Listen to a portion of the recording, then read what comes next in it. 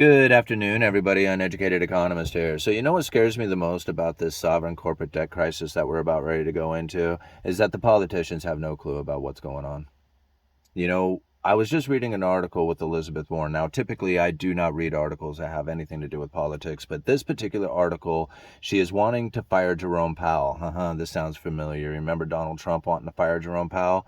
Now, she's wanting to fire Jerome Powell because he made these bad calls and regulations and and all this crap that just kind of pours out of her for wanting to have a scapegoat for the issues that are now taking place within this economy.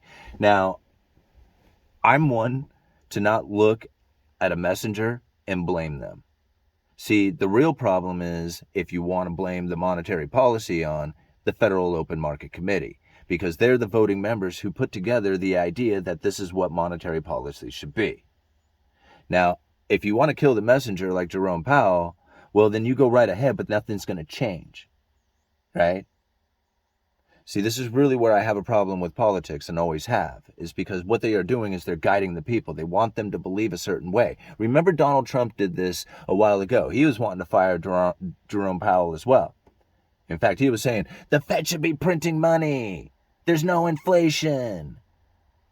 Remember this?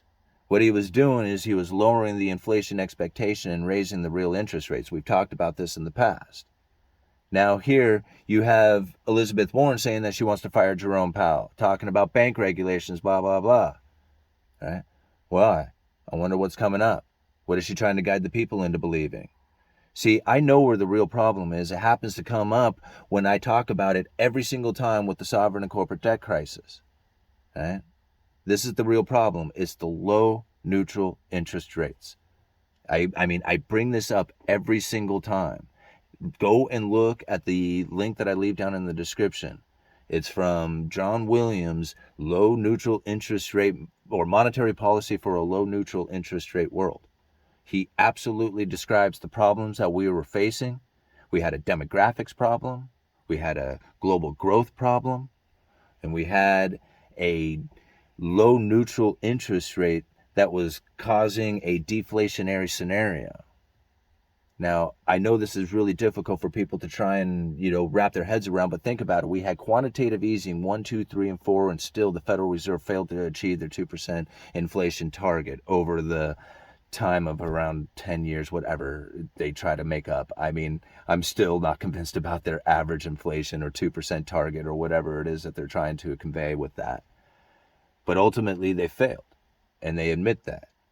This is right after massive money printing. So you have to ask yourself, what is it that's causing inflation? What was causing the deflation? Now, think about it from a return on capital investment, right? Think about that for just a second. Return on capital investment. If you lend your money to the United States government for 10 years, now, if you get a return from that capital investment that gives you a living, that's a pretty decent return. But if you get a return that costs you because the return has less purchasing power than when you had invested it, then that is a negative return on capital investment. So let me describe it a little bit better for you. Imagine being back in the early 80s when interest rates were much higher. We had a 10-year treasury at, say 15% interest. You could lend the government $1 million, get a $150,000 return every year. That's a pretty decent living. Nowadays, you lend the government $1 million for 10 years and you get, it's better than it was, but what is it? Just right around $40,000, under $40,000 a year. Not really that great of a return for $1 million investment for 10 years. So now you think about the return on capital investment when interest rates are much higher, and this return on capital investment being spent back into the economy and how that can get the economy moving again with transactions. See, what the Federal Reserve has done, along with the government's coercion and help, is that they were able to take interest rates and drop those. And when you drop interest rates, people run out there and they borrow a bunch of money and they go and stimulate the economy with it. It's not a return on the capital that's going back into the economy. It's debt taking, it's this debt that they have taken out that's going into the economy, and ever increasing amounts of that just keeps going out there. And so as the interest rates, the neutral interest rates were dropping, right, this became a problem for the return on capital investment. And this is why the Federal Reserve was having a problem of running a constant stream of deflation, is because they couldn't get that return on capital investment to pick up speed and then make the economy start running on its own. They had to have constant liquidity injections through debt issuance. So they knew this was a problem. They knew this was a problem back in 2018. Right? Take a look at that. Read that speech. It's a difficult one to kind of get through, especially if you're new to economics. If you're brand new to economics, it's very difficult. But go through the speech and take a look at it. Look at some of the problems they were talking about and look at what we're facing today.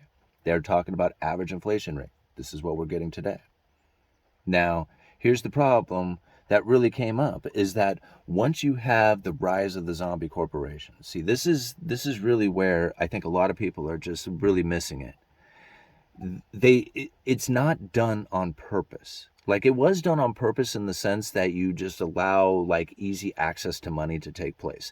Now, if that's the case, then it's not like, hey, let's make these companies rise. Like, right? That's not the decisions coming from politics. That's not the decisions coming from, the banking system. This is decisions coming from investors. Right? These are people who are venture capitalists. They're thinking, man, I'm going to take my money, I'm going to throw it at this thing, I'm going to make a bunch of money off of it, right? And they don't, they're just as like eager as everybody else is, but they're like, nobody can predict the future. So how do you know where to go? How do you know which one of these things to invest in? See, that's what investment is all about. It's about risk taking. So as the easy access to money becomes available, they start taking ever increasing amounts of risk. Started getting out there on the risk table. And it was obvious when it happened when you had the special purpose vehicles taking place. See, now this was the massaging of the situation, right? It wasn't exactly like they were setting it up to not do it. They were setting it up, and it took off on its own very much in favor of what they were needing it to do. These special purpose vehicles were very, very clever. Like, a lot of people still haven't wrapped their heads around these things. This was during the pandemic. The Federal Reserve set up entities that were separated from the Federal Reserve and the Treasury. These were called special purpose vehicles. And one of them was the Corporate Debt Lending Facility. And in this corporate debt lending facility, they were able to fund corporate debt. That means buy bonds of corporations, right? That's what the whole intent of this special purpose vehicle was to do.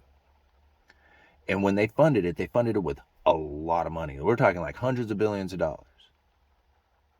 And then they put out a lot of news about it. And people started to front run the Federal Reserve. They were like, well, if you're going to buy up these corporate bonds, we're going to buy them ahead of you. So as the prices start to rise, we're going to sell them to the Federal Reserve for a profit. Right? This was the whole idea behind it. And then a big flood of people started running into corporate debt. Well, now something very interesting was taking place at the exact same time, is that the Federal Reserve was engaged in quantitative easing, which is the outwardly purchasing of treasuries. Now, when you're out there purchasing treasuries and you are a buyer of treasuries, you are creating a buyer, and that drives the prices up and the yields down. This is very important to understand, because if the quantitative easing is taking place, right, and the prices are going up on these treasuries and the yields are going down, that is the safe and liquid asset return, right?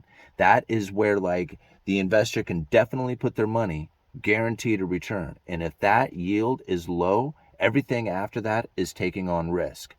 And as they take on risk, ever more people start taking it on. At the same time, you have this special purpose vehicle set up, right, that's guaranteeing to buy corporate debt, which gives the investor the idea that they're able to sell their debt to the Federal Reserve, the bonds that they purchase from these corporations. So it gives all this idea that, hey, this is going to be really easy for us to do. Well, then what happens, right? Yields drop on the treasuries. The risk starts going into corporate debt. The investors see the Federal Reserve is going to be using the special purpose vehicles to be buying up this corporate debt. They start front running, buying up this corporate debt. That drives the yield down. That drives the yields down on this corporate debt, driving the prices up. The corporations are out there going, yes, give it to me, and they start buying up or start selling off all these bonds, gorging on this cheap debt, taking on a bunch of money. Okay? So you see what's happening here? This is all taking place during the pandemic, right? Okay? So now all of a sudden these corporations are loaded. They're loaded up on this stuff, right? At the same time, you got the venture capitalists out there who are starting to engage in some of these corporations as well, buying up this corporate debt, right? So now take a look at it. These venture capitalists, they don't know exactly where they're supposed to be buying. They just need to spend money, right? They need to go out there and not necessarily spend money, but invest money. Get it out there somewhere, somehow. And we've talked about this one before. So the rise of these corporations, what's happening here? Right? Because some of these corporations should never have gotten that money, right? Some of these people out there, when they were trying to front run the Federal Reserve by buying in the corporate debt, they were buying the bad debt. They shouldn't, it was bad debt anyway, but they shouldn't have been buying particular companies. But yet they bought up that debt, and that company got that money. You see what's happening here? So now we have a rise of zombie corporations. We have zombie corporations who have acquired this money, and they're like, ooh, what do we do with this, right? What do we do with all this money? Well, we need to start, expanding operations, get buildings, equipment, hire a bunch of people. You wonder where all the employees went, right? You see what's happened here? It's not, it's an easy timeline to follow as long as you keep following it. You got to remember what happened, right? And you can't, you can't dismiss it saying, oh yeah, that was back ago. We don't have to credit that thing anymore. No, that was a big deal. Because what it left us with is a bunch of zombies who are about ready to get their heads knocked off. The zombie apocalypse is taking place. Right? This is really where the problem is going to start coming, because layoffs are going to be galore. And if you want to follow Elizabeth Warren where she's wanting to point the finger at Jerome Powell, well, go ahead, put somebody else up there, because I know what the real problem is. Right? And this is going to get worse. It's going to get far worse from here. When you think about, when you have a corporation, let me see if I can explain this to you guys before I end this video. When you have a corporation who when they're rising up, right, and they're able to sell this debt off, because a lot of people have access to money. Okay? There's easy, free-flowing money. They have access to it. They need to put it somewhere. They're looking for, different places to invest, and they buy into particular corporations' debt. When these corporations are acquiring this money, it's not from being a viable company, right? So paying back the bondholders is easy enough so long as they can have access to debt, right? So long as they can sell the bonds off, they can get enough bonds to make sure they can pay their bondholders and go back to work on their corporation, see if they can make it a profitable thing. But the moment that the interest rates rise, now they need to go out there to the market to try and acquire these bonds, or not to acquire the bonds, acquire the cash by selling bonds. The only problem is that they're not getting as much money for the bonds because the interest rates have moved up, right? So now when they try to acquire the money to pay back their bondholders, they have a hard time getting the funding. Their business operations doesn't do it, and their access to debt doesn't do it.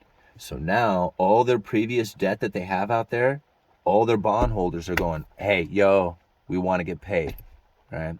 And the corporation's like, well, we're having problems with our corporation, with the operations of it, and we're having problems getting access to funding right now because the interest rates are so high. So we're not going to be able to pay you all. And that means we're going to default. You see what's happening here? Okay. Uneducated Economist. You guys let me know.